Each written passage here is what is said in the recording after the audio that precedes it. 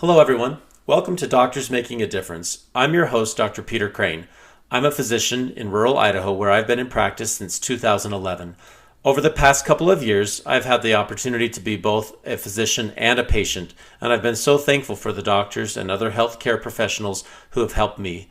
I invite you to join us as we highlight physicians around the world who are making a difference in their communities and with their patients. Our goal is to give physicians and other healthcare professionals the tools they need to be successful in medicine, in finances, and in life. What we do makes a tremendous difference for our patients and our communities. Please go to your podcast service or YouTube channel and give us a 5-star review and hit the like or subscribe button. It helps get the message out to others. You can also check out more content on our website, doctorsmakingadifference.com. Finally, if you would like to be on the show or have any questions or topics that you feel should be addressed on the show, please contact me. The easiest way to get in contact is to subscribe to the newsletter and then hit reply to any of the newsletter emails. Welcome to the Doctors Making a Difference podcast. Hey everybody, welcome to the podcast today. We've got my friend Julie Gunther. Appreciate you being here, Julie. Why don't you go and introduce yourself to the audience today? Yeah, hi everybody. So I'm Dr. Julie Gunther. I'm a board certified family physician who grew up in Boise, Idaho. And for about 10, I worked for a traditional healthcare system. And then for 10 years, I owned, operated, and ran my own micro practice. So a small direct primary care practice that was from 2014 to 2024, kind of right on the sort of the peak of the beginning of a surge in this direct primary care movement in the United States. And as a result was not only a practicing physician for cash only, so no longer taking any insurance and step outside of that healthcare box, but also became a national speaker about healthcare transformation, healthcare spending, how to advocate for yourself as a patient, how to restore the physician-patient relationship, and some leadership roles, both within local and national legislatures, trying to change how we talk about paying for healthcare, and national roles leading physicians who do cash-based healthcare. That's awesome, Julie. Julie and I went to residency together, so we've known each other from way back. But Yeah, I remember attending a lecture that you gave, kind of talking about your transition from kind of traditional, insurance-based practice to primary care, or to direct primary care. And I was interested in kind of not just the genesis of that, but reflect back like you did maybe a little bit in that talk of the yeah, young Julie Gunther that was this aspiring, idealistic physician in training to having graduated, and then you're like, oh, maybe this isn't quite what I expected, and then yeah. you had the guts to early on jump right into it, and something like you said, you kind of in the early stages of primary care, direct primary care. Yeah. Do you remember where that was? I don't know where that was, but I think it was at Idaho, or was it a family medicine conference somewhere? I can't remember which one it yeah, yeah, was, yeah. but I think so. Yeah. Well, so no, I appreciate you bringing that up. So I'm almost 50, and I've had some pretty major health events, which I'm sure we'll talk about. And I think both time, exhaustion, and big sideways pivots, unexpected pivots, have led me to really do a ton of work on who I am. And to get to the point of your question, I think it's important that I share when I apply. I never felt like I fit in medicine. And I think some of it is we hear more and more about a lot of women struggling from imposter syndrome. But if I go all the way back to even looking at deciding to become a doctor, so I went to Harvard for undergrad. I got a C in calculus. I had a really radical, crazy Russian calculus teacher my freshman year. I couldn't understand anything. I went from Idaho to Harvard and was just genuinely totally lost. Had always got A's, high A's, couldn't keep up with the work, was just thought like a sinkhole was going to open. I was going to fall in it, and just really got very lost, struggled with some depression. In hindsight, Boston's so dark and dreary. mhm. Struggle with perfectionism. And from that, and then I was around people whose goals were like research, MD, PhD at Johns Hopkins, right? These were young people far more prepared than I was for what they wanted to do next. I had always just kind of followed whatever I wanted to do with excitement. So the reason that's important is I spent a lot of my early career, even after getting into med school, even after being very successful in medical school, even after being very joyfully and clearly desired by our residency directors as a highly competitive residency candidate, to the point that they were like, once you graduate, because I was pregnant my last year of med school, once you graduate, call us, we will FedEx a contract. Like a lot of very exceptional feedback that people saw the good work that I did. In my own head, I really, really, really struggled with, am I good enough to do this?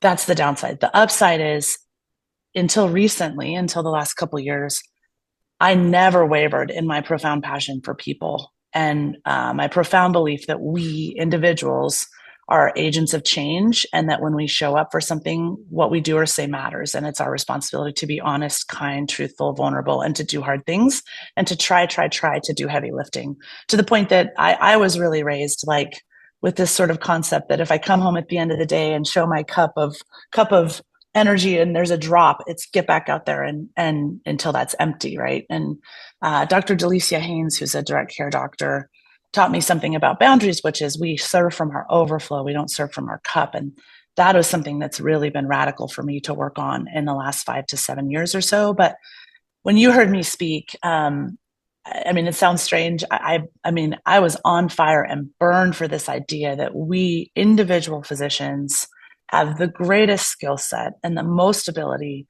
to one by one become the drops that fill the new cup of what healthcare looks like. And I still very earnestly believe that.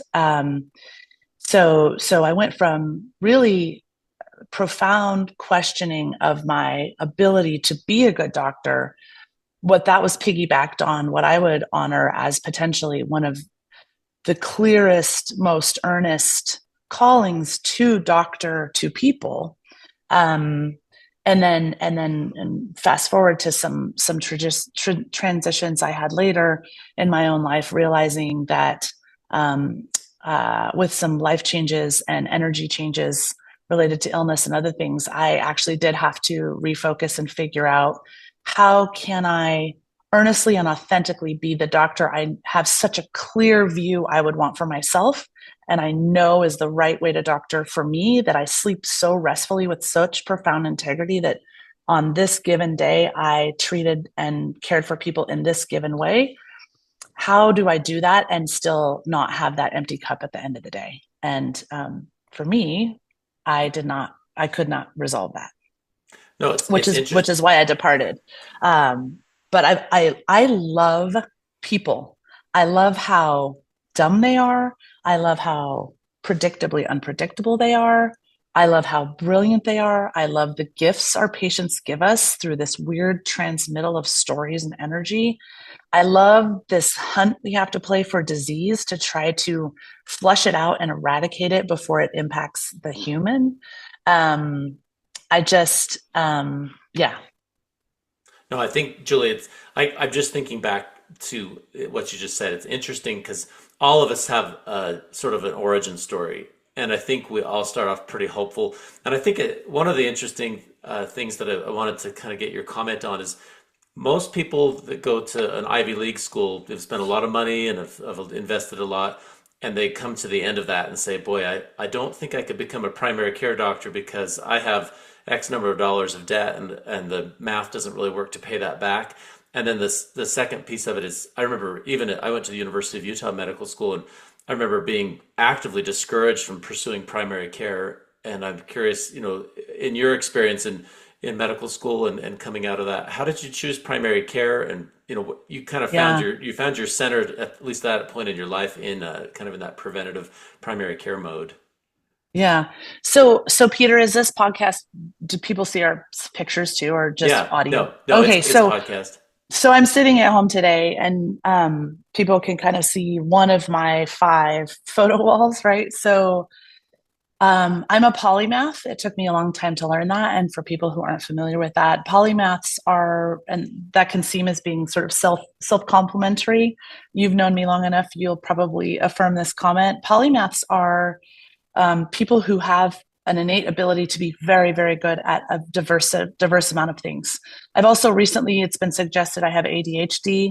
I have some strong feelings about that on my own personal behalf, but I've sewn one amazing, beautiful quilt in my life. And when I completed it, like I worked for 4 years to learn how to Mm. sew this amazing, beautiful king size luxury quilt. I've never sewed another quilt again, right? I know how to do pottery at a very high level. I threw and ran the pottery lab all through college. Haven't done it since. I know how to personally develop old timey photographs. Haven't done it since. I have a deep passion for rearranging and reconfiguring things to make them better, like design improvement. I am passionate about art and creation. So, all of that's to say, I thrive all over the place. And I think that's why I excel at primary care. I do not I do not care. I do not worry. It doesn't scare me to play the what's behind door number one all day long, right? Which is what I joke we do in primary care. What's behind door? You have to knock, go in. It doesn't even matter what your nurse said they're there for. It's never what they're really there It's never for. what they're. It's Yeah, never the same thing. and so it's just this fake exercise, right? So I'm just like, it's all garbage. Go in, meet this person, and then you have to just suspend all control. And it's your job, in my opinion, it's our job to become this magic conduit to actually get to the truth. When the person on the other side is likely trying their best, but doesn't know the language we talk, they're presenting what they think is happening, but that's not necessarily what's happening, but they're the one having it. So it's this beautiful work that we have to do, and it's wildly imperfect. And you have to bake in uncertainty because you have to know if your own neuroses wants perfection and certainty, you may harm the patient. If your own neuroses doesn't have the ability to push past uncertainty when it's appropriate, you might harm the patient. And then you're not really headed towards that path of truth. So I took calculus freshman year at Harvard, as all good perfectionistic people do. And I took organic chemistry, and I got like 42% on the organic chemistry test, and was like, Ooh. and yeah. And I went in, and the professor's like, you did really well. And people were stealing each other's notes. I mean, it was sort of the classic garbage you hear about the high level institutions. Lack of collaboration, just super cutthroat, people stealing each other's notes, all these. But also, I was not super plugged in. I was a big former basketball playing white girl from Idaho, and just by chance got assigned to, in your freshman year at Harvard, you live in the dorms. Well, your whole year you live on campus. I was assigned to what was the smallest freshman dorm, and there was, I think, probably 30 of us in this dorm, and 3 of us were non first generation Asian American going to pre-med. Like it was just super skewed just by fluke luck. And I made the decision in college, like, I'm not going to overstretch myself. I'm not going to do all the things. I'm going to focus and be an amazing student, which was absolutely the wrong recipe for me as a human. And so all that's to say, I got a C in calculus. I met with the pre-med advisor, who was a graduate student who was reapplying, I think, to go to like Johns Hopkins or something. And he literally looked at me and said, you will never be a competitive med school candidate. Really? with the grades you have. And I said, I don't want to do this work right now. Like, it just doesn't feel right. It wasn't the right time in my life. I felt so depressed and out of sorts and confused, and like I was failing. And like I kind of shared a little bit, I felt just really, really, really like I sucked, basically. And the reality was, Harvard and medicine as a whole do not celebrate polymaths. They do not celebrate, especially primary care. Primary care benefits radically from creative thinkers, from out of the box thinkers, from people who are a little bit nutty, from people who are like, hey, we can MacGyver that. Rural primary care celebrates, like, can you use a Dremel to cut a cast off? You can. You know what I mean? The amount of awesome things I've done once I became fully empowered and was like, I don't have to have the FDA approved device to do this. This is just a 4,000 version of a $40 tool that can do the same work because I'm the one with the expertise. So direct primary care, where I eventually transitioned to, brought me so much joy, partially because I had a much clearer idea of where I could hack healthcare and solve problems simply, affordably, quickly, with just so much less burden. Like, do I need to buy trash cans from a medical supplier? No, I can buy them at Costco. I know, you right? remember the $400 trash cans from Yeah, the medical yeah. supply. Like, why are we spending so much money on a trash can? Does this like compost human body parts? Like, what is this trash can doing? No. So I would argue in the degree program I pursued, being a polymath at Harvard and being a very obedient, respectful polymath at Harvard at the time, I did not thrive. However, having a degree from Harvard as a polymath is very powerful because everything I did, I was a riflery instructor at a summer camp in Maine. I was a men's design intern in New York City for J. Crew. Then I worked in software marketing. So I made the decision my sophomore year to drop out of all of my pre-meds and pivoted and attempted to switch to a studio art degree and was told no. And it was an East Coast no, meaning like, I'm from Idaho, you tell me no. And I was like, okay, and in hindsight, I'm very angry about it because that was a moment of inflection that would have been the right choice for me. But my mom's a microbiologist, my dad's an engineer. There's two jobs in the whole world they believe are worth people doing, and it's engineering or medicine. So it took me a very long time in my life to realize, and our upbringing and our influences and the people who love us, they are a sum total part of who we are. So did I declaratively become a physician because it's the calling that was maximally suited to me and my skill set? Absolutely not. Did I look at that Harvard pre-med advisor sophomore year who said, you're never going to get into med school? And I said, I am, and I will if I want to, because I knew I wanted to just be like this country bumpkin, rural. Even then I was like, if I'm a doctor, I wanted to own a house and have the clinic be in the downstairs and live upstairs. Like I knew that. And my husband, when I eventually met him, was like, could it be across the street? You know what I mean? And I wanted, yeah, I wanted the knock, knock, knock on the door in the middle of the night. Like, hey, Dr. Gunther, our kid's sick. Like that's my vision. That's what I wanted to be as a doctor. I want to live in rural Idaho and hunt and fish and just live outside and serve a community and have it just be this sort of ongoing continuity. And that most people who maybe want to do that don't choose to go to Harvard. And I guess one more comment. And so I was like, if I want to do it, I'll go back. And he's like, no, you won't. People don't do that. And I did. I stopped pre-med in college and went and worked for a tech startup in Austin, Texas, in their marketing department, and worked my tail off and felt like I was going to burn in hell because we were falsely representing that we had. Basically, the sales team went out, figured out what big companies that had huge sales forces needed from their software, said we had that, came back. I did marketing, like wrote the marketing content, worked with the design team to market that we had this product that then the developers were actually in real time making for the next meeting. So, I mean, maybe that's just how business works. But at the time, I felt like that was really dishonest. And it was millions and millions of dollars. A whole bunch of us had to give the first 3 months was like a think tank. We had to do presentations. They fired half of us. The other half of us had been up like 2 or 3 days continuously. They put us on a plane, flew us to Vegas, and asked us all to leverage our very first paycheck on roulette. And I said no, because I was like, I got to pay rent on my first apartment. Right. And if you did, then you were in like Flynn with the CEO. There were deals made at strip clubs. Like it was just this whole thing. And I had this epiphany about halfway through. I was like, I ran away, or I moved away from becoming a doctor because I was afraid it would be too much work. And then that's where I kind of realized, like, everywhere I go, I work all the time. I'm a total workaholic. So I was like, I could spend my whole life doing this and make money, and they would give people BMWs. And it's like, I could have made a lot of money. But I still didn't quite fit in. I was second fiddle to the programmers as the marketers. And I was like, I'm not really doing anything.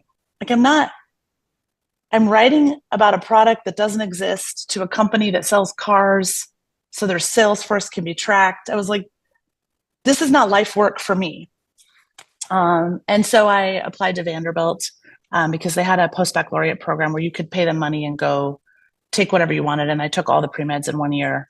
And as a 1 year out of Harvard graduate, was competing with sophomores at Vanderbilt. So was just in a totally different place. Like day one in my biology class, went up to the professor, said, hi, I'm Julie Schultz at the time. Hi, I'm Julie Schultz. I'm taking this class for this purpose. On this day, I'm going to be taking the um, MCAT, and I'm going to be asking you for a letter of recommendation on this day. What, like, no way I did that as an undergrad. Like, you know what I mean? So, and then I tutored. I made money on the side and tutored, and I moved in with my then fiance, and we got married that year. And I took the MCAT and applied and got in. So, and I got in. My top school was UW, University of Washington, because of being from Idaho. I also, being from Idaho, didn't really have a statistically high chance of getting in anywhere because of residency constraints.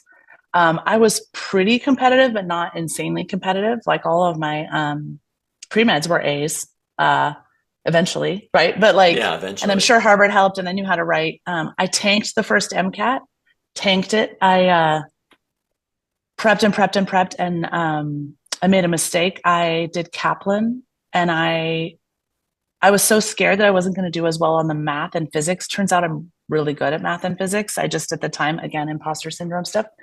Um, I tanked the verbal, like almost a zero, but I got the second highest score you could possibly get on the essay at the time when you had to write an essay or the interpretive. So like I don't know what I did wrong. I think we had reading and then verbal or something, and I got like a T or a U or whatever, like this high letter, but I got like almost no points. So I either bubbled wrong, or I think I had done so much of the Kaplan verbal, I was tweaked to their minutia. So my score put my applications on hold pretty much everywhere. University of San Francisco, UCSF, like the day I applied was like, no. Oh, I really? got a letter back. You're Yeah, I like, got an instant letter back. sorry, you spent an application fee on us. No. Yeah, bam. I was like, that came back so fast. Um, I think, but so everybody put me on hold except Colorado and Ohio State. And I had interviews and got admitted both of those. And when those happened, I was like, okay, either way, I can live my dream. UW put me on hold, took the MCAT again. The results came back 3 days before we got married.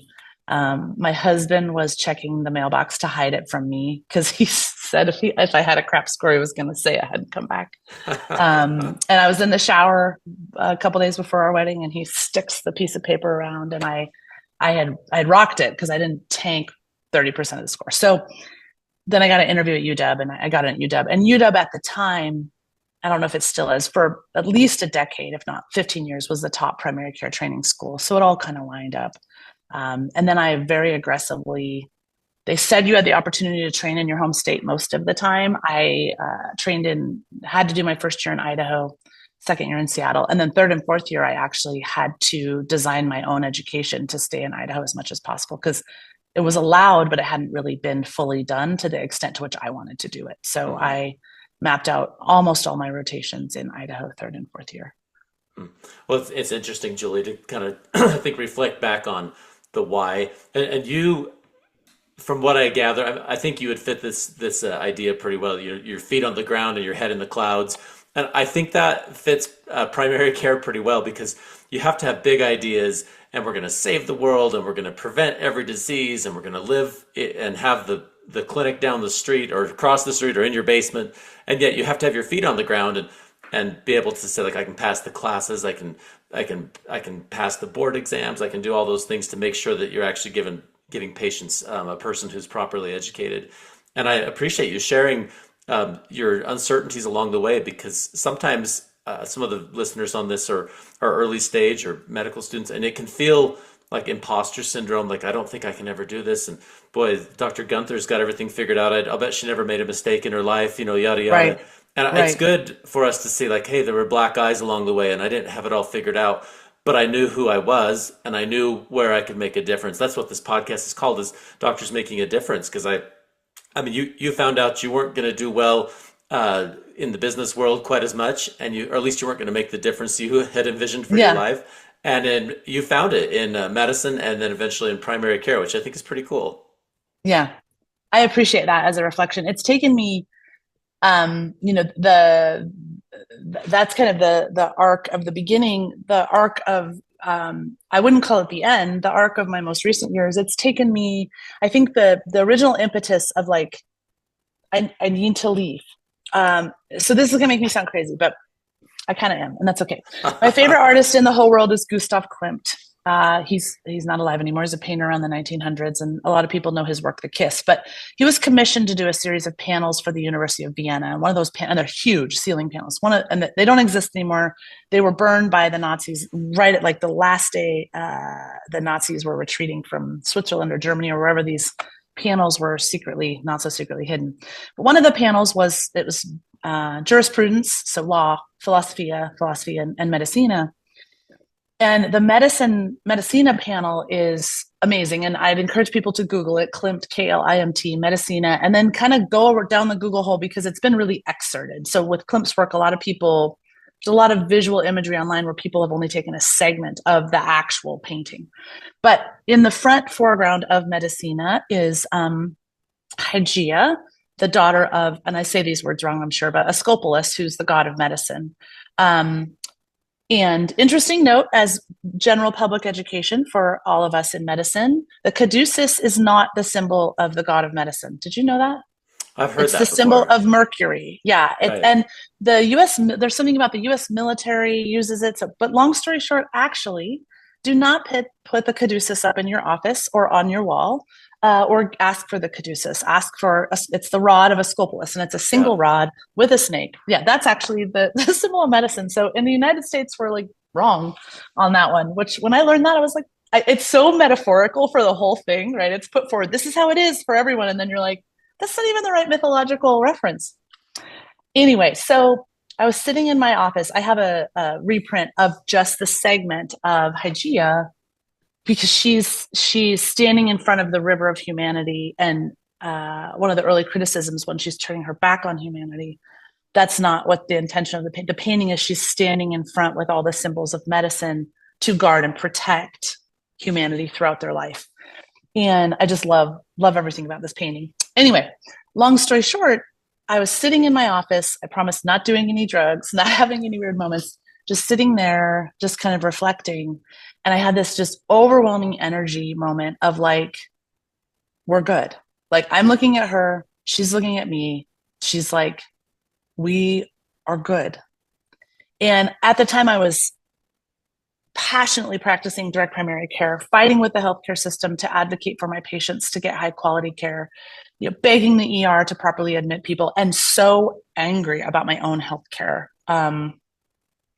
both from an administrative standpoint, from how I was treated, I was straight up harassed by an administrator when my first chemo was started.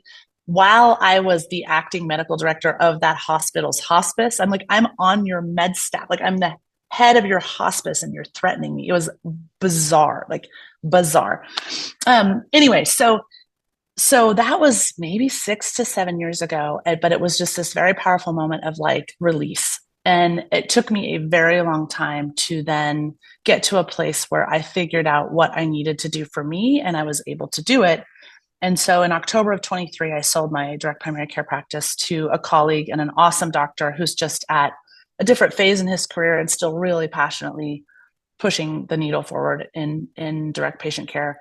And I've taken the last year-ish off in a way, not really. I still I'm doing some aesthetic medicine, and with the GLP and GIP-1s, unexpectedly started to do weight loss medicine a little bit, which is the first time in my career I've been willing to prescribe medicine for weight loss. And aesthetic medicine and weight loss medicine has been transformative for me, because it brings so much agency to me taking care of other people.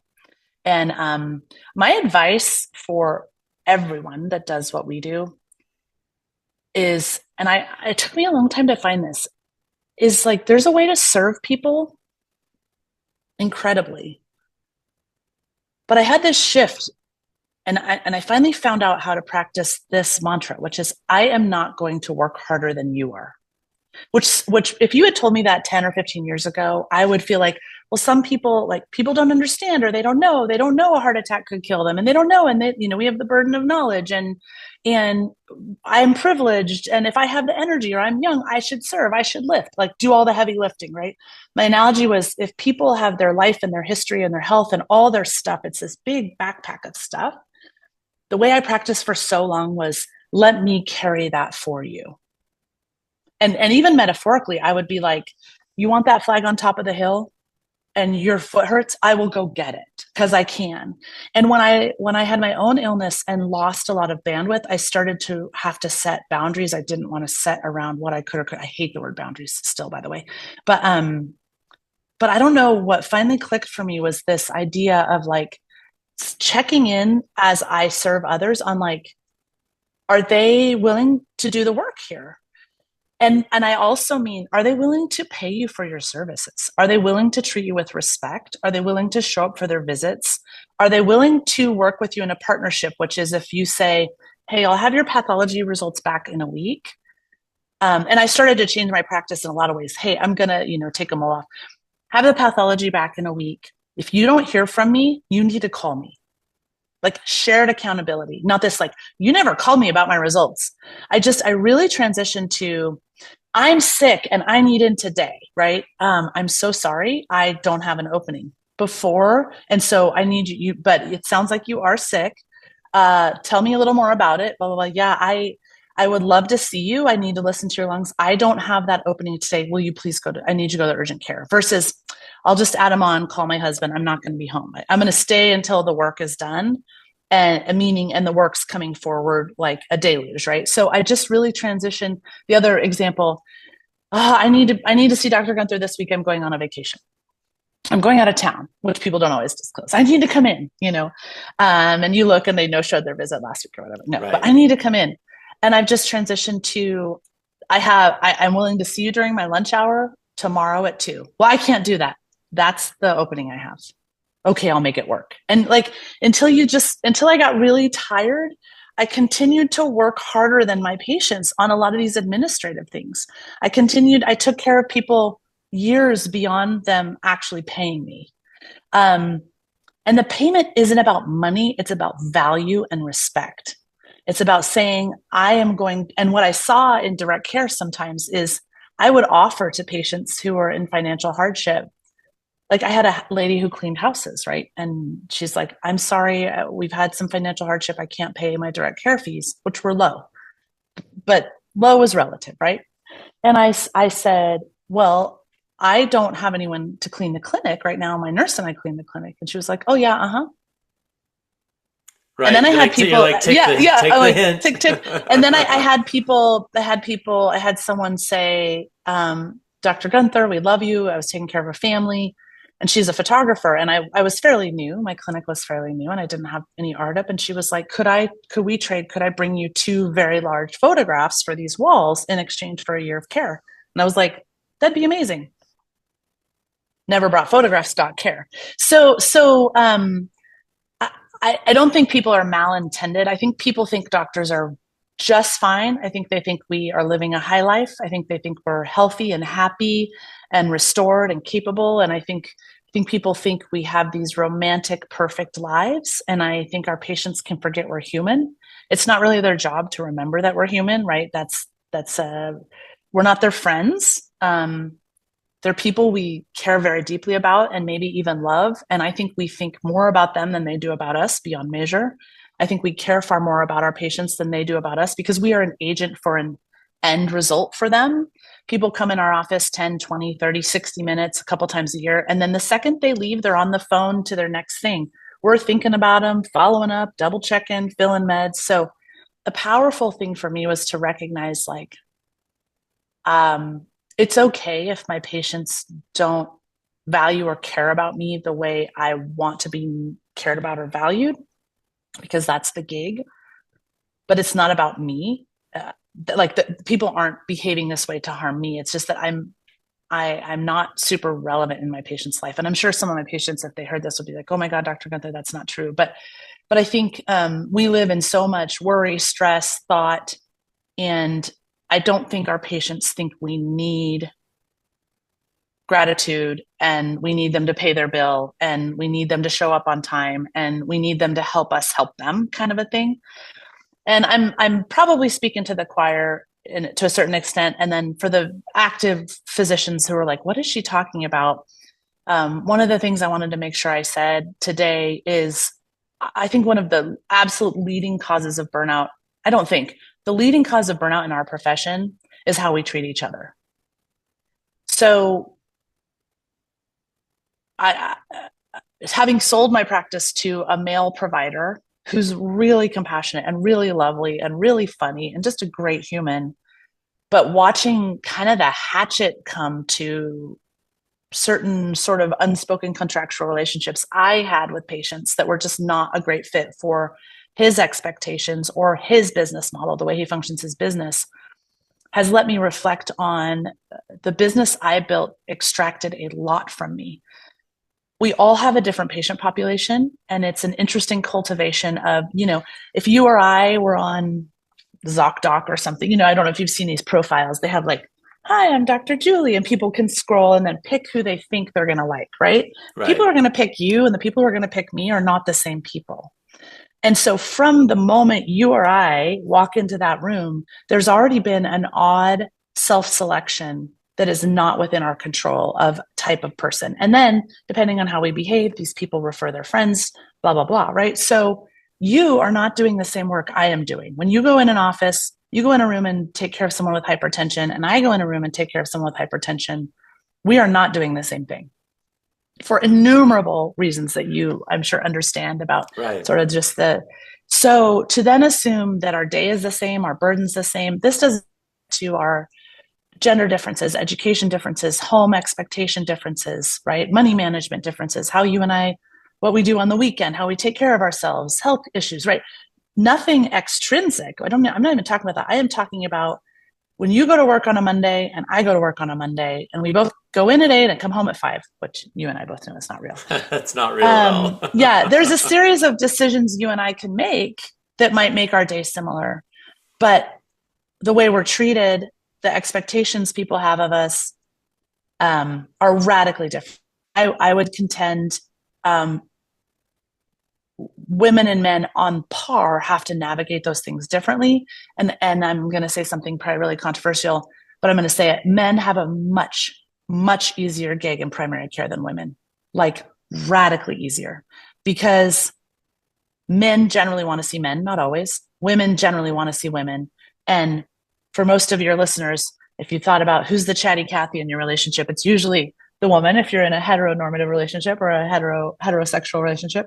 But women just have different needs. Women are treated very differently by our healthcare system. Often their health complaints are neglected and they go on the hunt for a doctor that's going to listen to them.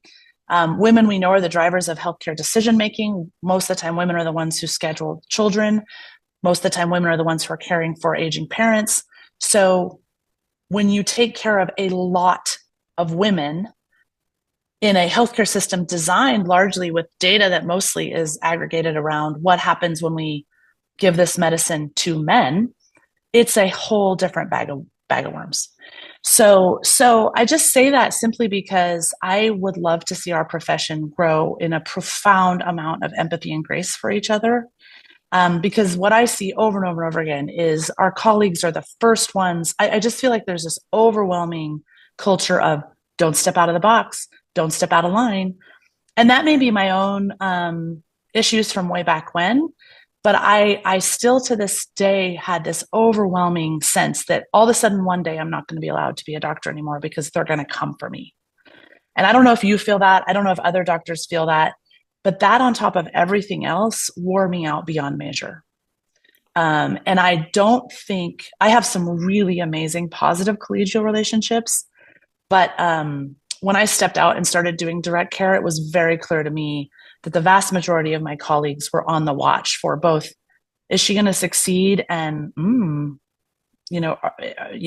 what do you, I had someone come and be like, so are you just like dispensing controlled substances? I was like, what are you talking about? Like, no, like you can provide amazing, great care way out of the box and it's well within our rights to do so. You can provide care out of a van with a stethoscope. There's nothing wrong with that. Well, every state's law is different. So, but we functioned under so much duress. And it would be amazing to have, you said earlier, there's 1 million physicians in the United States. It would be really restorative if we somehow got back to having an incredible amount of mutual respect, understanding, empathy, and kindness towards each other. Yeah. because we need it and we all need it and we're all suffering and we're all scared and we all have bad days. And I guess one more anecdote I'll share and then I'll shut up is, and this makes me super sad and this seems self-complimentary, but in the process of starting at my direct care, I had all these side hustles and I had a nurse say like, oh my God, are you a shark? Do you just swim while you sleep? Because one day I was in between urgent care patients at an on-site medical clinic, answering hospice, like signing hospice orders, answering a call from my nurse at my clinic. I'm like, yeah, put him on at 4:30. And then I was doing an interview for another side job at a methadone clinic that would be like from 5 to 7 a.m. or something. I was like, yeah, I can do all this in May. And then I actually at the time was contracted to fly into an LTAC in Montana for a week at a time stints, and that paid really well. Unfortunately, I only did one stint before I was diagnosed with cancer. But that year I was going to pay off my medical debt too. I was so excited. Anyway, and I forgot what I was saying. So this is what I do. I blip. Oh, I know. So I worked at this clinic. So I had wisely contracted with this clinic. So my other advice is if you have a side hustle and you know it's going to stink, but you're doing it for a purpose, negotiate an hourly wage, not an RVU wage, not a number of patients wage, an hourly wage, which means no matter how crappy that place is in terms of their management, their lab pickup is 3 hours after clinic closure and they need you to sit there. They triple book you, they retro book you. That was my favorite. 6 o'clock. They're like, your 3 o'clock patient is here. I was like, it's 6 p.m. They're like, well, your 3 o'clock patient canceled. They called. So we put them in your 3 o'clock spot. They're here now. I'm like, that's not a thing. Like, that's not. I've never heard that phrase, retro oh my God. booking, but I've seen it happen. I was like, that's not a thing. It's not free like that. Anyway, so I had done a really good job with my contracting with this place, which ultimately meant I sat there for 8 hours and saw like one patient at one point. And so one day I was there and I was contracted to be there 8 hours, and it had two sides. I'd had a physician and a nurse practitioner working. And I'm sitting there. I didn't have a patient for like 6 hours. All my stuff was done because I would stay until my work was done and make them pay me until I walked out of the building. And so I went over and I asked the nurses, and they had like 8 or 10 rooms queued up. And it was a nuts on their side. And I was the urgent care side. It was just a like scheduling disaster, right? So I went over and I was like, what's in 2, what's in 3, what's in 4? And it was like sore throat, knee pain, super easy things. And I was like, okay, I'll say Dr. Bob. I was like, okay, tell Dr. Bob which one, it's like Dr. Bob's supposed to go in 2, 3, 4. I was like, okay, when Bob comes out of 1, tell Dr. Bob to go to 5. I'll hit off 2, 3, 4. So I went in and bam, bam, bam, right? It took me 30 minutes or whatever, bam, bam, bam. And Dr. Bob came out and he looked at me when we kind of all settled, he came out and he looked at me, he goes, I've never in my life, and he's mid-career, he goes, I've never in my life had someone help me. And I was like, I'm here, I'm getting paid. Like, and he was like, I've never had anyone do that for me. And I was like, I'm sorry, is it okay? Like, he was like, no, like I'm caught up now. Like I get a lunch, and I was like, yeah. And here's the kicker. During my lunch that day, I got yelled at by the clinic administrator because I'm not allowed to do that. Because once a patient was checked in, they were tagged to him and billing was under him, and they didn't know how to reverse it from my note to me. So now they weren't going to be able to bill for their care because they didn't. And I was just like, if I could curse, I would tell you. What was super fun about that job too was after stuff like that. So I was the last vestige of hope. They couldn't open the clinic if they didn't have someone there. And it was so dysfunctional. In the 4 years I filled in there, 40 different employees came and went, including 19 providers. So it was super fun. And what was fun was I'd get a text like 2:30 on a Wednesday. Can you be here at 6 a.m. tomorrow? And if I could, I'd be like, yeah, I'll move 1 or 2 of my direct care patients. Yeah, I can. The flip side of that was when they came up to me and said absurd, stupid things, I'd go, no, your patient can't leave the room until you type up your discharge summary and print it out and hand it to them. And I was like, no, nope, not doing it. And they were, and it's this someone with like, a 2-year degree from a community college who's bossing me around, telling me what to do. And I was like, no, I'm not doing it. And they look at me and they could fire me. One time I was there on a weekend working a Saturday. I was the only doc there. I had one MA, another MA didn't show up. I went to the MA and I said, hey, could we please get a urine dip on, room 3 before I go in? She literally goes, I am not here to serve you. I have other things to do today.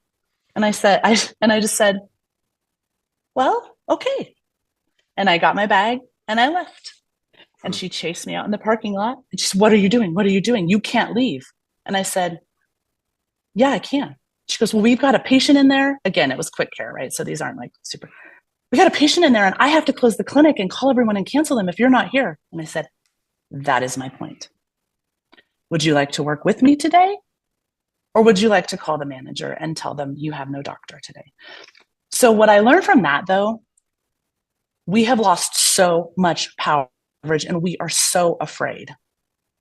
And we cannot quarterback a team when the team is taught they don't need a quarterback. And they are taught that. And we allow it. And so I wish, like literally, Peter, if every single one of us said, every single doctor in the United States said, we are not going to work tomorrow. And I know this gets to unions. We are not going to work tomorrow because we are not doing the EMR anymore. And we are not accepting an annual pay less than 300,000 for any of us who work full time, or 400,000. Nope, we're not. No. We would not show up for half a day and it would be fixed. And one of my friends said, yeah, but if we did that, people will die. And I said, but people are dying. Yeah, And we're still showing up. that's one of the hard parts on primary care is we are super obligated to our patients, and you want to make sure they get what they need. But I want to reflect back on a couple things, Julie. One, Yeah. make a couple comments, and let's jump back a little bit to you starting that primary care. And if you're willing to share some of your health diagnosis, you've alluded to it, but I want to make sure we inform readers just Clarify a little it. bit, or listeners, what it was. But one comment is, so one of the experiences that I've had is I've worked in primary care in a rural area. I actually took the place of the doctor that delivered me in my hometown, and I've been here forever. I'm wearing scrubs because I just got off the ER last night. Yeah. I was thinking you look a little tired. I have some under eye cream. I'll send you some eye cream, Peter. You can fake it. Yeah, fake it. No, I've a little underslept, but so I just showed up from the ER and just jumped on Zoom as soon as I got home. But what I found when it pertains to colleagues and that protection of collegiality and men and women's experiences and stuff, all those things you discussed, I have found some of my very best colleagues ever. They've just helped out so much on different things, and it's the friendship and the relationships that I think made those biggest differences. And you've probably found the same thing I have. When I've done this in the same place for long enough now, when I refer to some of my referring doctors or work with the other primary care doctors, I've cultivated a list of people that I consider them friends, and Yeah. I've shared with people on this podcast, about my own tumor and all this stuff, and thought I would die, and I was treated with such compassion by my peers at that time, Yeah. of just kindness, and some of our friends from residency came in and kind of filled in and helped me do my job when I was sick, and like I just those friendships and the collegial working relationship I found to be some of the most valuable things. And I have some people I won't refer to because of the stuff you just talked about, where they'll throw you under the bus, or they'll say something negative, or they'll get mad if they perceive that you're coloring outside of the lines. Right. But there are some excellent doctors out there, and I'm thankful to have found a pretty core group of them, and I consider them friends and colleagues, and that's an amazing thing when you can cultivate that particular group. Well, and I think I'll tell you what I think, and I don't know that it's correct. I think that's a testament to who you are as a person. You're a very high quality person with a lot of integrity. I am too. I can be a little abrasive sometimes. I get a little short tempered sometimes, but some of that is there's places in my life where I've had to advocate and apologetically not done it. Like I haven't done it. And then in hindsight, I look back and realize I was mistreated and didn't know how to advocate for myself. And then I get angry. And then when something thematic comes up again later, I set a boundary, and it's tricky. I have a very small, okay, I'm just going to be completely transparent about two things. One, I wonder, or I think that the environment in which I practice, for the most part, not just direct care can be really isolating. If I was still billing insurance, being an independent family physician in a growing sort of metropolitan community dominated by two major hospital systems is radically isolating, Right. and scary. And I have lost a ton of the connections I had because I don't go to board meetings. I don't go. I chose to train in Muncie, Indiana, where you and I trained. And I came back to what is my hometown, radically changed. When I left, physicians in Boise were doing, family docs were doing deliveries and scrubbing in the hospital. When I came back 3.5 years later, family doctors didn't do deliveries anymore. My decision to train outside of Boise strategically altered the path of my career because I don't have the connections residency would have allowed me to have here. I believed I could make them up really quickly when I came back. I worked in an employed construct with a hospital that was sued on the national stage for a monopoly and saying they were doing things with their EMR to force physicians to only use their physicians, right? So my practice environment, probably because of my personality, probably because of the two major hospital systems having such a heavy hand on physician relationships, referral relationships, and physician time, are there's not, I don't know if it's back, but they got rid of the physician's lounge at the hospital around the time I came back here, right? So there's these even symbolic changes in honoring that physicians need space to congregate. So there's not a lot of cross-pollination in my experience because of the professional circumstance I have, including going out on my own for 10 years and just being so I will say I have a teeny number of physicians that I think are some of the world's most amazing people because they've done exactly what you say, but it's a much smaller scale than I'd hoped. And I would say oftentimes I feel like when I reach out, so if I called right now, I would say if I called 10 specialty physicians right now about a patient, none of them would get on the phone. Even if I said, this is Dr. Gunther, we have a mutual patient. Okay, case in point. 2.5 years ago, very, very, very sick patient that I co-shared, so to speak, with a specialty physician who 2 weeks prior had made a catastrophic error that I found in the notes. Catastrophic error that I caught.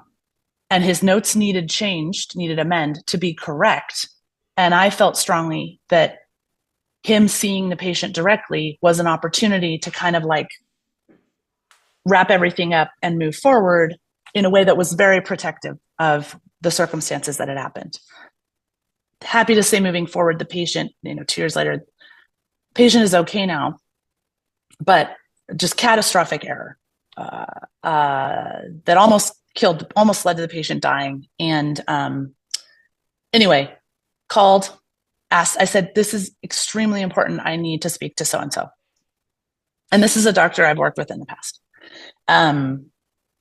Oh, he's not available. Was he in clinic today? Yeah, but he's not available. Okay, here's my personal cell phone. Could you have him call me back? Doesn't call me back. 2 days later, call again. Need to talk to him. Da, da, da.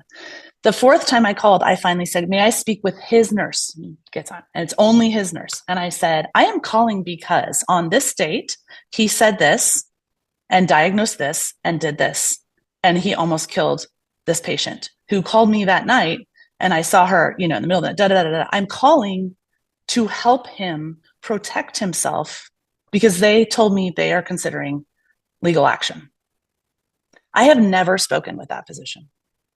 So that's an extreme example, but and I used to take it so personally, and it is a little personal because I stepped out of the system. And so some people don't know my name, but I think actually what it is it's just catastrophic burnout. And I think many of my colleagues are just running around with their hair on fire, barely surviving. And we're seeing that impact patient care. We're seeing that impact physician collegiality. We're seeing that impact downtime. But yeah, where I live, if I call, people do not get on the phone. Doctors do not get on the phone. And it's not just me. Now, there's 2 or 3 in town that will call me back who have been absolute rock stars in my life and in my patient's life. And I'll share it. One of my best friend is an internist in town. I have 2 best friends. One's a doctor, one isn't. And he would probably say differently. He stayed in the system the whole time, stayed within the same internal medicine group the whole time, has relationships with specialists he really leverages. He was high up in admin at the hospital and the quality control. And from that, I think people know return his calls. But he has maintained a really joyful approach to medicine, and has had his clinic has sort of a close knit collegiality as well. But even then, sometimes he gets pretty frustrated. But so that I don't mean to be the Debbie Downer. I think there's an opportunity for med students and even people mid-career to look back and go, gosh, can you reach out and make those connections? Can you help out when someone, you look in the other hallway and someone's just getting smashed? Like, can we bring that back, right? That, like, let's all get through the day together. The direct care community is and was a remarkably powerful collegial community for me until I was president of the Direct Primary Care Alliance. That was the toughest leadership job I've ever had, because I was leading leaders who didn't want to be led. And the misogyny among some of the entrepreneurial business physicians who think outside the box, step outside the box, aggressively do radical things, have a certain kind of wiring. And what I found within the direct care movement, within my time there was a very, very, very heavy weight of misogyny. And I had some very close relationships with people I would consider crazy colleagues, dear friends, that I severed a year ago because of the behavior of one colleague towards another colleague that is illegal and has not been addressed. And I was kind of roped into it, a discussion that I didn't want to have, and told some things I didn't want to know, and profoundly disappointed at the lack of professional conduct among a small group of people. But then on top of it, when some things came to light, super disappointed that the issues have not been owned up to or remedied. So that's the Debbie Downer side, that I have struggled with my collegial relationships because, and then I just interviewed at the med school for a half-time full professorship position. And they said, you're amazing. Ability to teach is amazing. Clinical knowledge is amazing. Boots on the ground, primary care skill, amazing. But we're not 100% sure you'll play well with others, kind of a thing. And they're 100% right. Like, I don't belong in an academic medical setting right now because I don't want to think in the box. I don't. It's exhausting, right? Like, let's just solve the problem as quickly as we can in the most elegant way and get on with life. I just don't care about rules, so to speak. I mean, I care about law.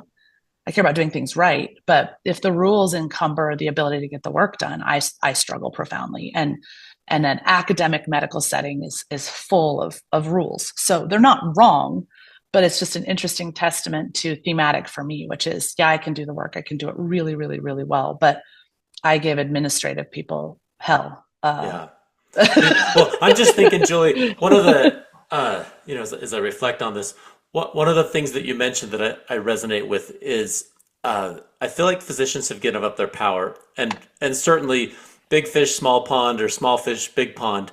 I'm a big fish in a small pond. You're a small fish in a big pond, And one of the challenges, but no matter where your practice environment is, physicians across the board have given up their power, so to speak, instead of saying the final word is that of the physician, because that's the one who's stayed up all night with the patient and has the training and yada yada. And we've allowed a lot of our administrative staff, our insurance decision makers, and people that are not medically trained to have that power. And I'm not, like, I've tried to regain some of that power by through relationship building and that type of stuff. Yeah. Because the insurance system is something that I can't personally change. But I do think that does come power when you say, no, we're not doing that. We're going to do this because it's the right time for the patient. Yeah. And the buck stops here because my name is on the chart. I'm the one getting sued if something goes wrong. And you've known me for years, Julie. I'm not a yeller. Yeah. But the only time that I really will get pretty fierce is if if they're doing something that's going to harm a patient, and I say, like, hey, this cannot happen. And I kind of yelled at some of the nurses one time a couple of years ago when they didn't have the appropriate equipment to deliver a baby. And I'm like, where is that? And so they still talk. Yeah. Remember that day when Dr. Crane yelled at us? Yeah. But you're like, yes, and I'm glad you remember, because we can never have that happen again. Well, and to that point, when it comes to dealing with administrators and stuff like that, we have gone the rounds with different ones. The one we have right now is quite good, and I've really been thankful for the collegiality that has developed with that. But it has helped, having been in the same place for a while, to say, look, I've been here long enough that no, we are not doing that. and it Yeah. and Well, that and I has think given some power back to that. I see, yeah, and I was 100%. I think my crazy advice would be, but this comes down to how you're wired, right? And a lot of our colleagues are not risk takers. They didn't become physicians to like take on crazy risk, right? Were rule oriented for so many years. We have to do what's prescribed to us, right? This class, that class, pass it this way, this test, and then we come out and we're like, what am I supposed to do next, right? So it could be really crazy. But we have to start saying no. And the reality for a lot of our colleagues is if they speak up and say no, they're going to get fired. Right. And what's crazy is I saw something, it's like 200K at least to replace a primary care physician, not to mention the burden on your colleagues when you leave, because with these, at least where I'm from, the systems don't figure out what's going to happen to your 3,000 patients when you leave. They're like, they'll figure it out. That's the And your hardest colleagues part. are like, yeah. But we all have to start saying no, and we have to say brave no's, and we have to say no in the direction of this patient's going to die without a DNC. I'm doing it. And then the entire medical system has to come forward and protect the physician who earnestly moves in the direction of not allowing a patient to be harmed, not allowing a colleague to be harmed, not allowing a known untoward outcome because someone else doesn't have the ability, education, motivation, or integrity to. So I loved the jobs I didn't care about. Not that I always cared about patients. I loved the jobs I wasn't invested in when I had all these side hustles, because I learned my power of no. Because I wouldn't have said those things if that was my only gig and I was scared or worried, or I would have felt irresponsible. And I will also say, my counselor says, when you change, there's always a change back message. And the other problem with no for a lot of people is when you say no, the environment around you shifts and you're treated differently. So you don't just have to muster the strength for no right now. You have to muster the strength for the rest of your career hearing from that one nurse. Remember when you yelled at me, right? You know what I mean? So Yep. and these things extract energy from us. They really do. So yeah, I've had multiple acts of insanity that were different versions of no, that were like, I will not accept the outcome I see that is about to happen. So what agency do I have to modify the outcome, including, you know, telling a family to ditch a patient in the ER, say you have no discharge plan, we're not taking him home, and leave, and then to say, I just need, get him to the ER now, and I will meet you at the end of the clinic day, and then sitting at the bedside until the hospitals came around to tell basically tell the hospitalist, like, if you discharge him before figuring out what's going on, I will report you to the board of medicine, because this is the seventh time I've hockey pucked him back to the hospital when he can't hold his head up in my clinic. Like I've fought the system by like literally being physically present. And I'll tell you another thing, which is interesting here. If I go into the ICU to see a patient and ask to speak to the physician, they're not available. And then the nurses are like, who are you? And I'm like, I'm an outpatient physician. I'm Dr. Julie Gunther. I'm this patient's physician. And they're like, doctors don't come in here. So what's funny is this in a sad but a good way. What's so revelatory about this, in my opinion, is I always had this crazy calling for what my perception is the environment in which you are practicing, right?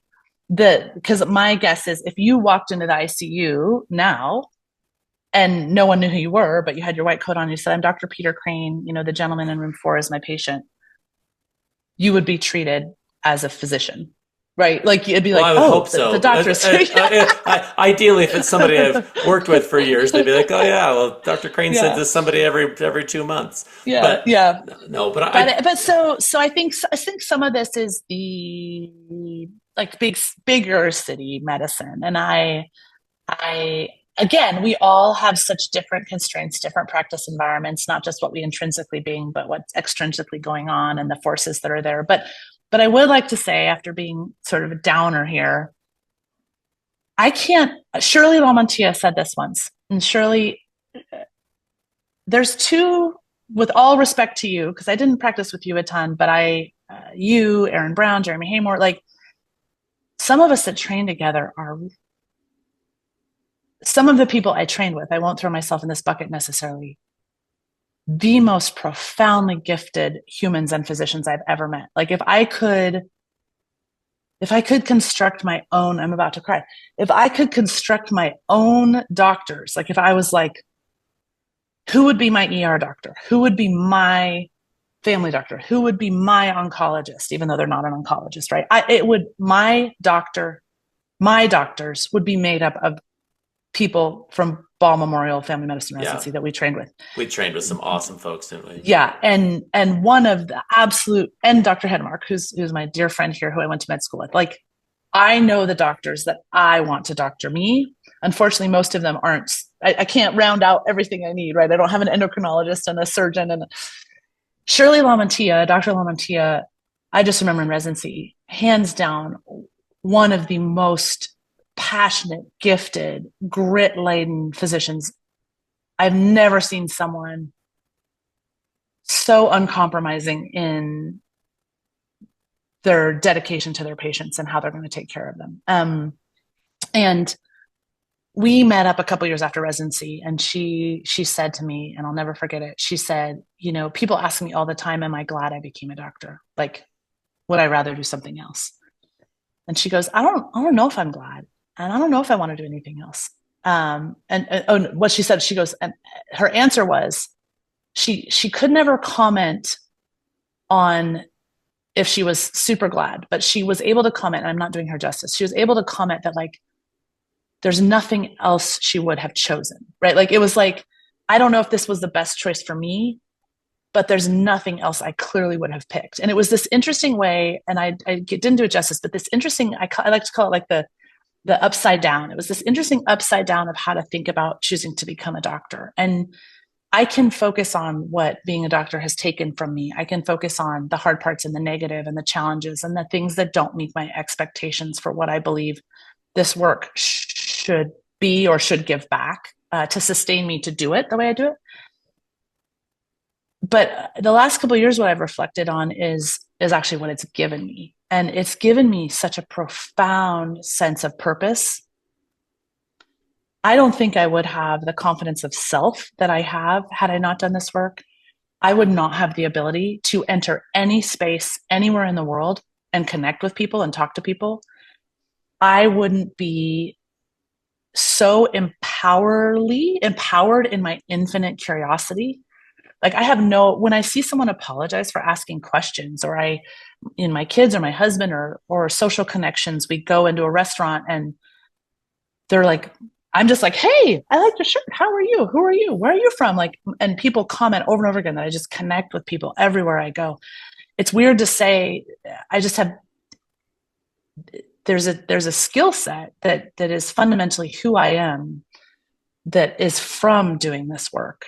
I don't believe most people have the gift of thinking very deeply about their own death and dying process, or childbirth, or estate planning, or how do I want to use my time? Like we are a participant in so many intimate moments in people's lives. If we do this work the right way, that we have the gift of shared storytelling that allows us to make choices I think we otherwise wouldn't be able to make, for our own lives and our own families' lives. So the gift of advocacy and curiosity and rapid learning and problem solving in creative ways, and understanding the human condition and how lonely people are and how scared people are and how imperfect people feel.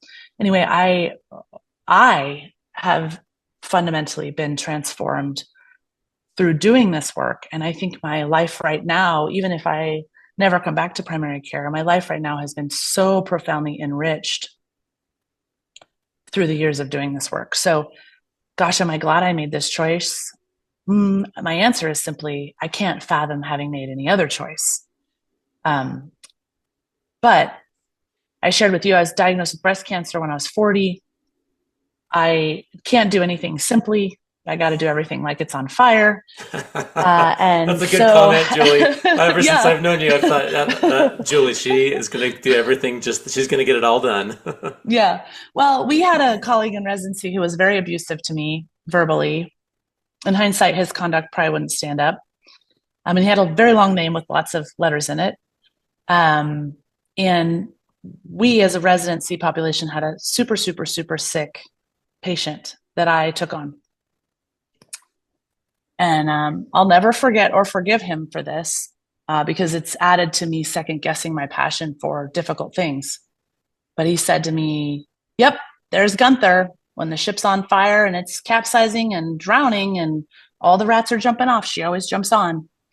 And that gets to all of this in a negative way, which is being gentle with your colleagues and honoring that they're different from you and honoring that, yeah, you might want nothing to do with that shipwreck, but thank God you have a colleague who does, because that shipwreck needs a doctor. And if you're the only one, you'd have to deal with that shipwreck, right? So honoring that we all have our own learning process and we're all trying to serve and we're all trying to hold up a lot of things, and keeping your crappy ass comments to yourself because maybe you're intimidated by that doctor because she went to a better med school than you and she knows how to run a code. Or maybe you're upset with that doctor because she was supposed to be in your class and all you've heard about was for a year was how this awesome girl from Idaho is going to come and join the residency.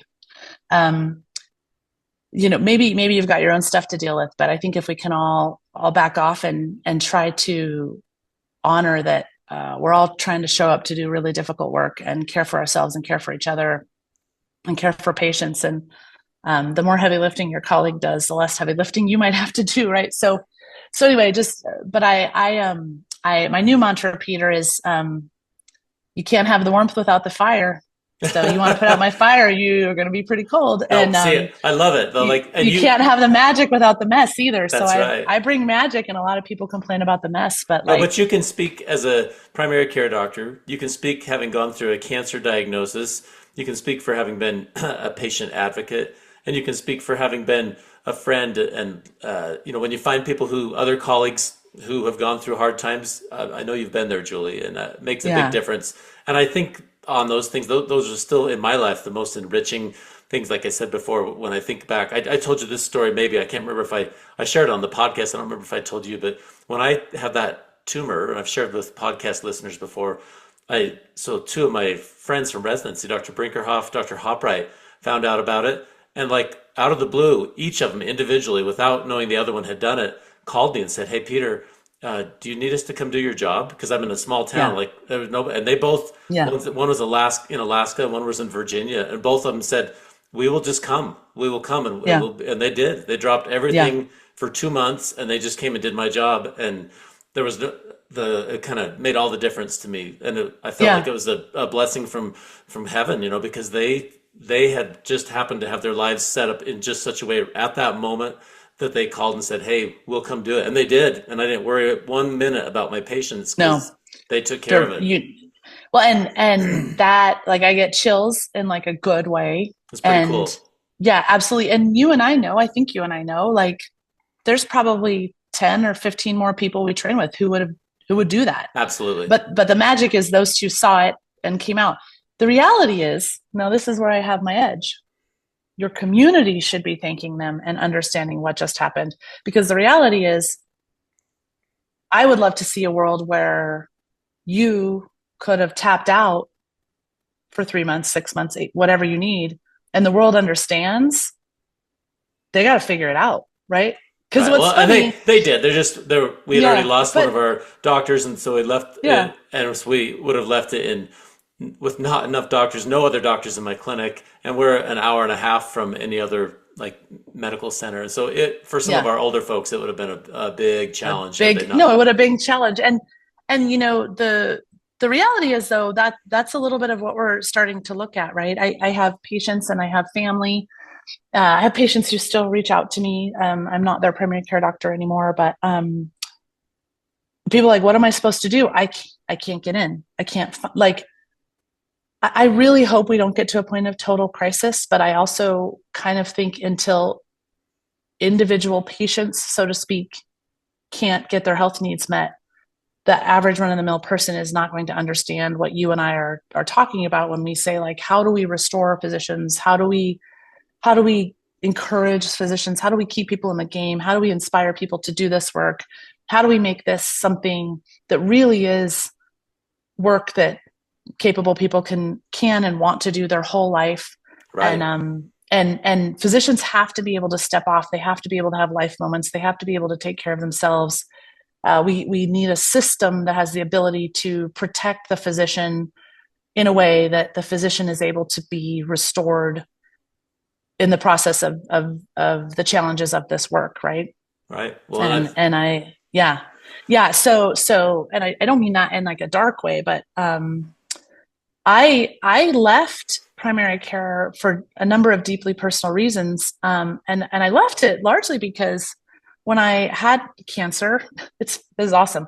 I had cancer and then had a ton of complications. So I had breast cancer. I have a really terrible family history, so it wasn't unexpected. But fortunately, unfortunately, the majority of my family that has had cancer has also made a series of life decisions around self care that I was kind of hopeful would pan out differently for me, right? But I do think sustained, profound stress triggers tumorigenesis. I just do, and maybe that's not innovative. Maybe there's data to that, but I think my cancer was genetic plus the decision to become a doctor was what led it to just totally go nuts. But anyway, I had cancer, and then I had a pretty extreme number of health complications.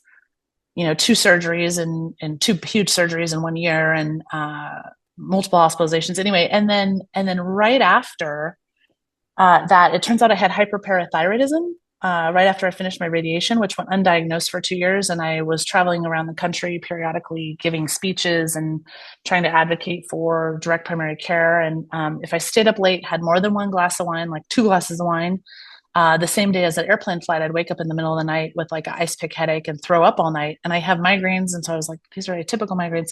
It turns out it was profound hypercalcemia, oh, which my oncologist missed because I had so many other things going on.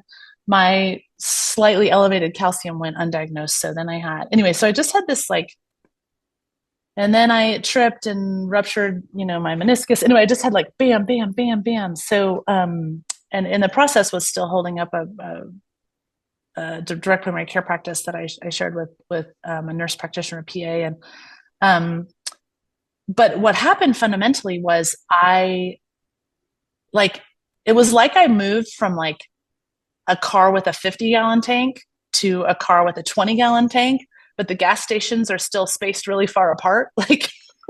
Um, and so my own health challenges fundamentally shifted the balance of my reserve, and the work became really hard because I didn't have my short-term memory is impaired. I think I supposedly have a pretty high IQ, so I accommodate, but I was very resistant and very angry and very emotional about the limitations I had because I couldn't do the work the same way. And I fought that for a long time. And um, right now I'm sort of at a place, I'm at a place of acceptance. My brain blips, which was never, I didn't realize how awesome my brain was until it went away. I was like, oh, that's a but great way to put it. yeah, my brain was awesome. I didn't realize, honestly, did not realize I make videos of everything in my head. So even if I didn't do a note after an encounter, I had a video, like literally, I could be like, oh yeah, okay, I said this, I said like a straight up, not, and I don't have a photographic memory. I have had a videographic memory, and it was awesome, but I didn't realize it.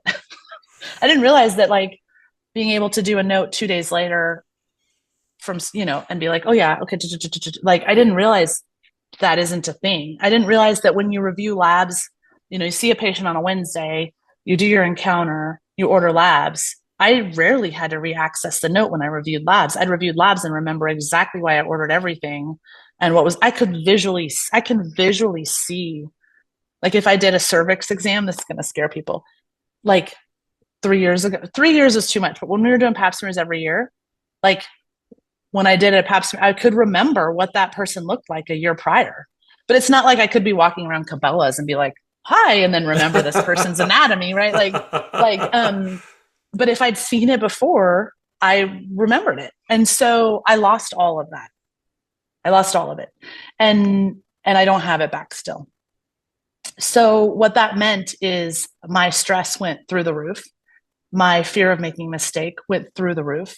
My ability to double check patients when they're like, in 10 years' time, you've never told me I named calcium for my bones.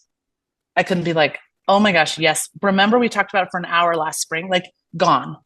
And so my ability to do the work to the level that I felt so proud of the work I did went way down. And I could only do a small number of encounters per day because I had to immediately record it. And then I was in a model that was built on the ability of being able to take care of a certain number of patients for a certain amount of money, like $80 per month is what I ultimately, I got a little higher at the very end, but so the direct care model stopped working financially for me because I had to spend to do just like in direct care, we do pretty complex visits. We'll do an hour-long visit with 4 or 5 problems, which is the best way to do primary care. It's super fun because your hypertension is usually related to your diet, exercise, work stress, smoking, alcohol consumption, right? And it's so fun to be able to just deal with it all. But if I did that kind of visit and did labs and everything, I would have to immediately go and document every single thing so that 5 days from now, and then 5 days from now, I wouldn't even remember that I saw that patient 5 days prior.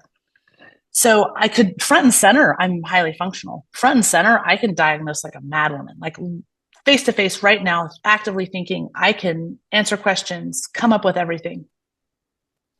Next week, if you and I did this podcast, I would probably say, did I tell you about the guy that said about the ship? And did I tell you what Shirley said? You know what I mean? So it just became impossible for me to feel super confident that I wasn't going to blip.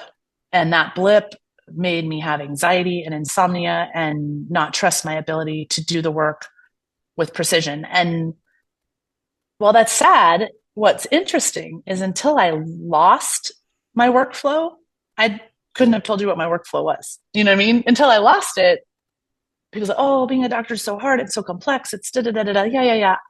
What I didn't realize is like reading up-to-date articles or making the diagnosis or asking the series of questions. The complexity for me, none of that was the complexity. The complexity was carrying the patient's story longitudinally and having progressive ahas because diseases don't often manifest in one encounter. And that retention was so fun in a weird way because I love the continuity and I could have a patient encounter now and be like, oh my God, do you remember 3 years ago you had that rash on your shins? And they're like, no. And I'd be like, you did.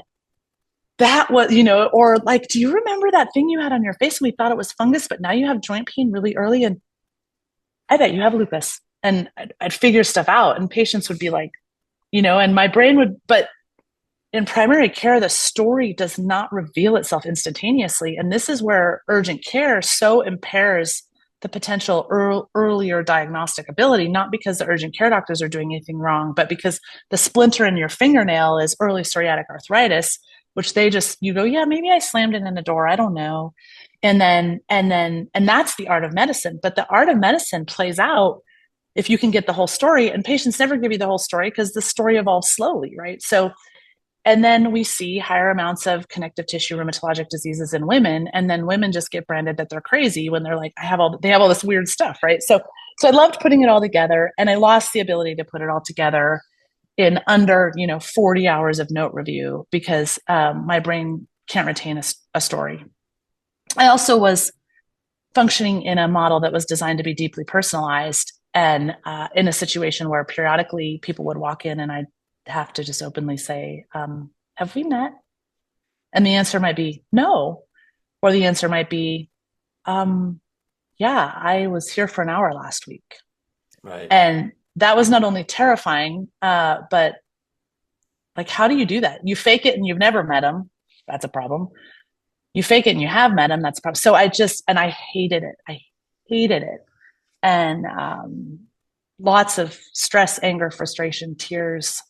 But what do you do? Well, Julie, like you've found a way to continue passionately helping people. And you've been like a change agent, with your work nationally and your work in your hometown and with your patients. And I love it. I know we're kind of getting close to the time here. Do you have any other last thoughts you want to share with our audience? I mean, I love Yeah, we've kind of hit tangential different things, but I yeah, hope, but I think the message that threads through all this is that there's passion. And the reason you're still a doctor and the reason you're still doing it is because you're passionate about patient care, making those connections and connecting people with the right answers and developing those relationships with colleagues. And that's really what keeps you going. I really appreciate you yeah. sharing it. Well, thank you. I guess what I would say is there's incredible magic in caring for people.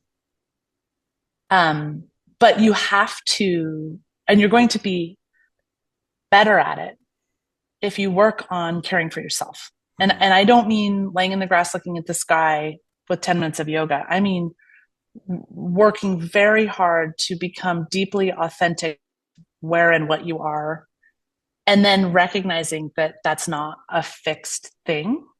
So I guess I would encourage that all of our physician colleagues, new or old, that you have so much to bring to whatever table you sit at because you're a passionate, capable person.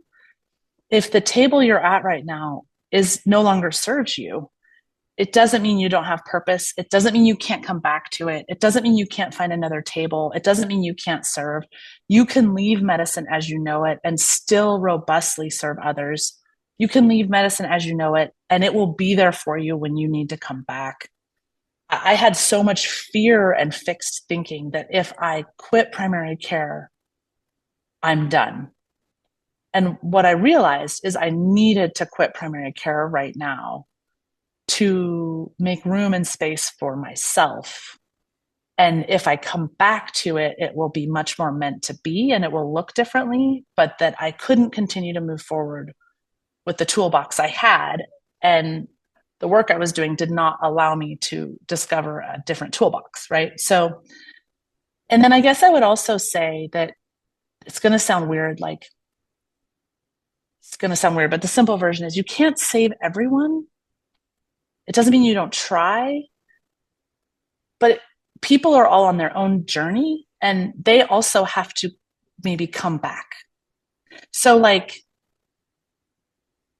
allow wiggle room for people to not be ready, people to not get it, people to not want to change, right? Allow wiggle room for the fact that you're just kind of a stepping stone in people's journey. And maybe you're the one stepping stone where their boots don't get wet. But it's not your responsibility to build the entire brick road for people, because doing so jeopardizes your energy and your ability to do this sustainably. So we move forward, we do the best we can with compassion and integrity, and that's enough, Yeah, right? That's enough. I've thought that a lot, Julie. Is I'll see someone that was a patient of mine, and I'll be like, oh, how come they don't come see me anymore? And I used to feel bad about it. I'm like, oh, maybe I offended them or something. But I've gotten to the place where I say, well, I was there for them when they needed me at that time, Yeah, and while things we're circumstances have just a changed. part of. We're just. I'm moving because my computer needs power, but Oh, we're a small part of people's broader life journey, and the duality of it is what I tell my girls is I say you always get what you need, but never on the schedule you want. that's a good point. So That's a you good will, point. yeah, you will get that thank you or that aha or that you made a difference, but not when you need it. So Right. your tank will be empty. Someone will bring you gas, but you'll be on the side of the road a long Yeah. time. So this is a rewarding profession. I genuinely I am wired for authenticity. I am wired for autonomy. And there is a conflict there because right now it's difficult to be fully autonomous as a physician. That's where direct care, cash pay care, going out on your own comes into play. But I genuinely believe there's no more authentic work than deeply caring for people. Um, so No, that's hopefully that awesome. helps It people. helps so much, Julie. I've loved our visit. It's so much fun to Thank catch you up with so you. much. I hope Yeah. I think people will love this episode. Kind of this passionate, excited person that you are, and I think it's been Well, if awesome. they So, love it, they can find me on Facebook. If they okay, hate it, they can find you on Facebook. No, there you go. Thank you so much, Julie. thank you, Peter. Good luck to you. Thank you so Thanks for doing much. this work. Okay, Thanks. Bye. bye.